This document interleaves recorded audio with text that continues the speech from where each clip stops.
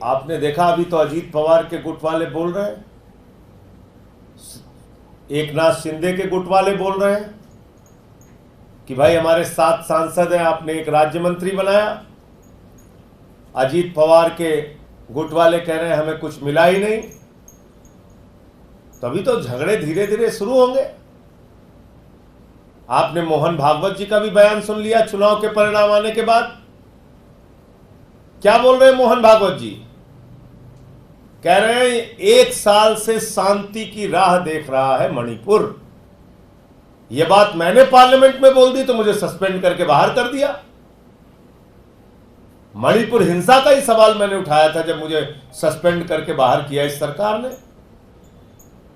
प्रस्ताव लेके आए मेरे खिलाफ निलंबन का, और अब वही बात खुद मोहन भागवत जी बोल रहे हैं।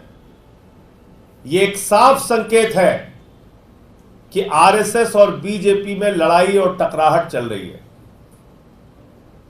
आपने सुना होगा चुनाव के दौरान नड्डा जी ने कहा था अब हमको आरएसएस की जरूरत नहीं है।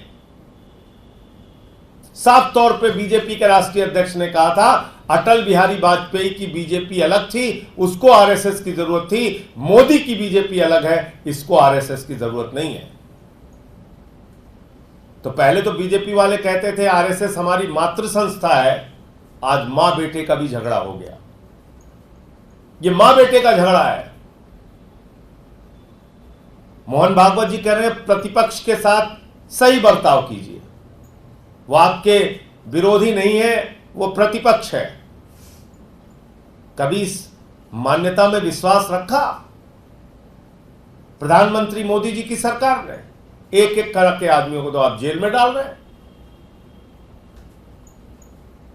तो मुझे लगता है कि ये जो आरएसएस के प्रमुख का बयान आया है, ये भी आपस में एक इनके बीच के झगड़े को प्रदर्शित करता है। 1 साल से कितने उहापोह और परेशानी में रही होगी आरएसएस मणिपुर की घटनाओं को देखकर। भले ही चुनाव के कारण वो लोग चुप रहे, लेकिन अब बातें निकल के सामने आ रही हैं और बहुत सारी बातें आएंगी सामने।